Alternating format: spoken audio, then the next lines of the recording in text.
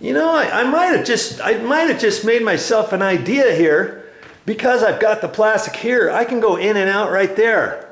You know, when I'm in there, I can pull this over and just put one piece of masking tape there, and then I can bend down and crawl in under there. I don't have to cut my slit right here. I was going to make this tight, cut a slit in here, go in and out there, put another piece of tape up there, another piece of plastic to have kind of like a door like that. I don't think I'm going to do that. I think I'm going to get it taped down to about there. Leave this loose, and I can grab that, squeeze on in there, can't I?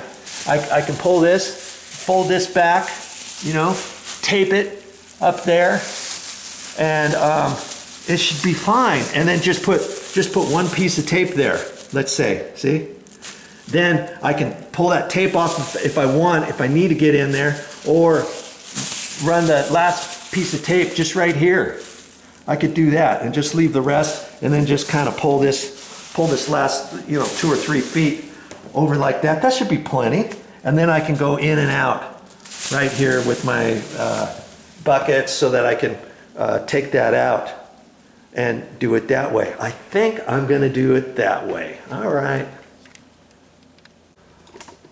All right, I've got that nicely bagged off, and I'm just going to leave this area right here. See, just from there to there. And see how I did the bottom? I just rolled it, and put a little piece of masking tape down there on top of the paper, and I had my pencil marks from where I put the plastic straight up above, and so I just did that strategically along there. See? How do you like that? Oh, I forgot to do that. I pulled this over, and so now I'll roll this a little bit and put a couple pieces of tape here and there on that to keep the dust from going through there. So this is what your barricade's going to look like here. And I've got all the cabinets protected. I've got the cabinets protected down there. I've got the floor protected. And when I'm in here, if I want, I've got a little bit of blue masking tape. If that pulls out, see, I could do that and take one little piece of tape and just go like that, put one piece of tape, boom, like that, and just leave it like that. Or I could fold it up or do something, you know, push it up underneath here, put one little piece of tape. But you know, you start taping this onto the other plastic, it's hard to, if you're thinking, I'll just pull that off later and then put it back on, pull it off, put it back on. Doesn't work that way. Eventually you just rip the plastic. Okay, that's why I would not put a whole thing there. Then I would have to go up, you know, underneath that all the time. As it is, I left it up that high, like that. See?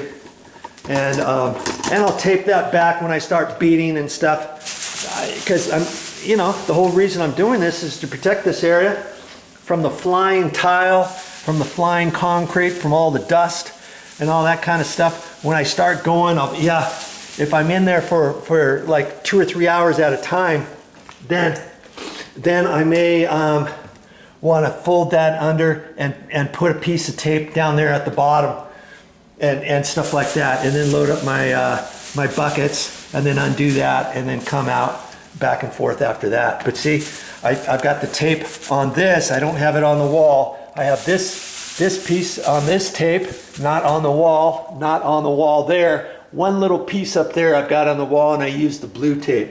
Okay, think strategically when you do your project, okay? Okay, so that does it for the plastic. I was able to not have to put that other piece. I would have had 8 or 9 more feet of blue tape up there, 8 or 9 more feet of plastic that's 9 feet long by 12 feet tall, and now I didn't have to waste that, right? And so I'm pretty much done with this plastic here. And I told you, see, I pulled out way too much, didn't I? Now I can just take that. I'm not gonna pull this open. I can kind of fold this on top of itself, leave the end, right? Kind of roll this up, and then I can just fit it down in there. See? And now I can store my my plastic just like that. And next time I need it, I just pull it out and zingo. I'm ready for some more. Okay? That's how you do that. All right. I think I'm ready. Now, I'm going to have to put my goggles on. I've got goggles on. I've got earplugs. Toilet paper for my earplugs, but you can use regular earplugs.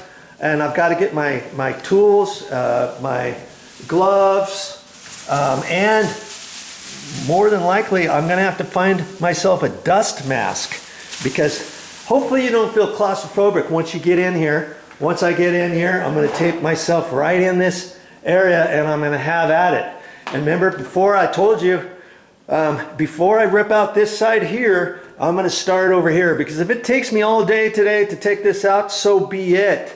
Then tomorrow, if we need to use the sink for anything, for whatever, well, I've still got the sink in use. We can go in and out right here if we need to for the next 2 or 3 days. Mommy's like, well, what am I going to do without the sink? Well, hey, you know, do what you got to do. And so after I take this out, then I'll work on this, but I'll work strategically. Because I've got to take this area out, I've got to take that area out, this area out. I can do all that with the sink still hooked up and all that. And then at the end, before I pull the actual plywood up, then I can take the sink out and then take up the plywood. But I can take this piece of plywood up, and depending where the joints are here, maybe this joint goes all the way across, who knows.